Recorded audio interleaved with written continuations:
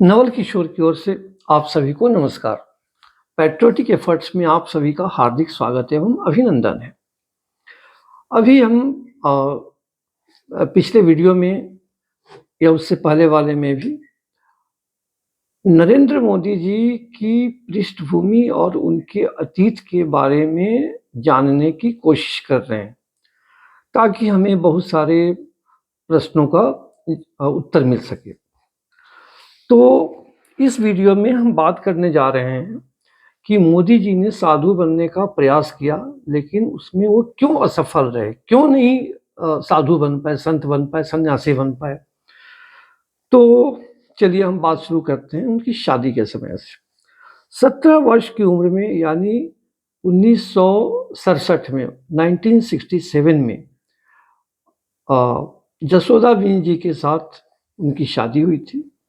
और शादी के बाद मोदी जी ने लगभग 1 महीने तक अपनी नई नवेली दुल्हन धर्मपत्नी जसोदा बेन जी के साथ दाम्पत्य सुख भोगा।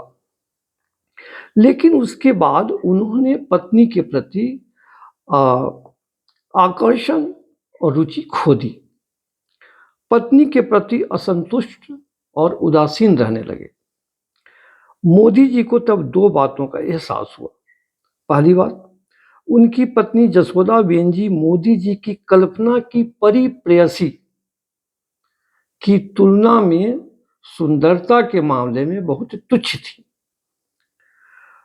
और दूसरी बात, मोदी जी एक ही नारी शरीर से बंधकर हमेशा नहीं रह सकते थे, जीवन नहीं गुजार सकते थे। उन्हें अधिक से अधिक बदलाव चाहिए था।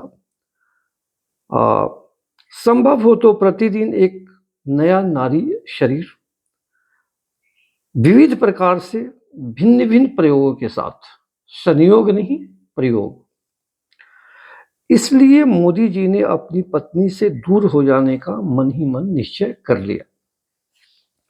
दूसरी ओर शादी हो जाने के बाद भी मोदी जी की उद्दंडता एवं उच्छृंखलता में कमी आने के बजाय बढ़ोतरी ही होती गई। पहले की तरह ही वे स्वार्थी रहे, उनका स्वार्थ बढ़ता गया। झूठ बोलना, डींग हाँकना, सेखी बघाड़ना, घमंड दिखाना, मनमानी करना, अपनी मर्जी चलाना, हठ करना, अपनी तारीफ करते रहना, चुगली करना, दूसरों को एक दूसरे से लड़ाना, पारिवारिक उत्तरदायित्व से जी चुराना एवं अन्य ओछी हरकतें और गंदी आदतें उनकी बनी रही, जिनसे इनके परिवार के लोग इनसे पहले ही से खिन्न, दुखी, परेशान और नाराज रहते थे। नई नवेली दुल्हन के प्रति मोदी जी की उदासीनता और विरक्ति देखकर परिवार वाले और भी अधिक नाराज रहने लगे।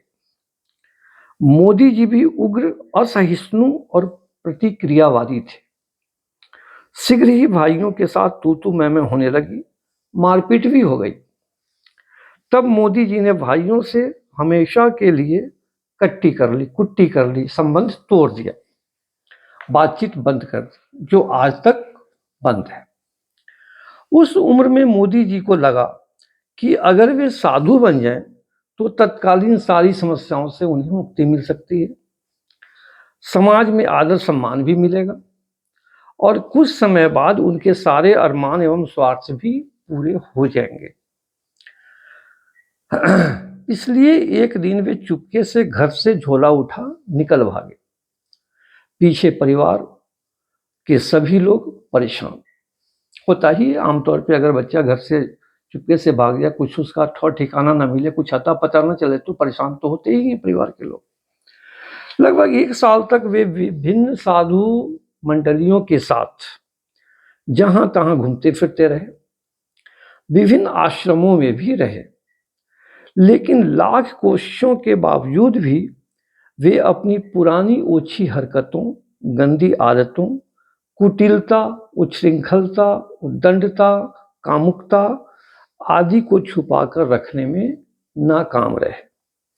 इसलिए एक एक कर साधु मंडलियां इनसे पिंड छुड़ाती रहीं और आश्रम सब इनको बाहर का रास्ता दिखाते रहे।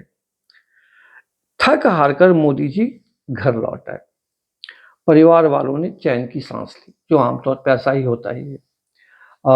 जब इनको घर के पास इनकी सबसे एक ही बहन थी जो सबसे छोटी थी, उसने देखा तो दौड़ते हुए जाकर उसने माँ को कहा कि मामा भैया आ गया, भैया आ गया।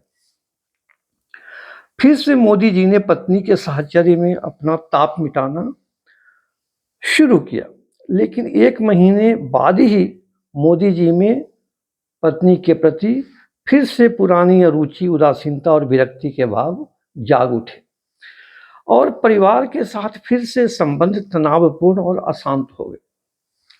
मोदी जी तब एक बार फिर साधुओं की संगति में चले गए, नई नई मंडलियों को खोजते रहे एवं अपनी आदतों, हरकतों और स्वभाव के कारण निष्कासित होते रहे।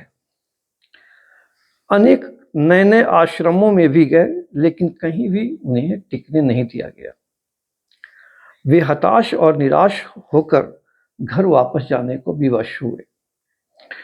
उन्हें महसूस हो गया कि वे साधु नहीं बन सकते और उन्होंने यह भी महसूस किया कि साधु बनकर उनके जो ऊंचे ऊंचे अरमान हैं, जो स्वार्थ हैं, जो लालसाएं हैं, वो पूरी नहीं हो सकती।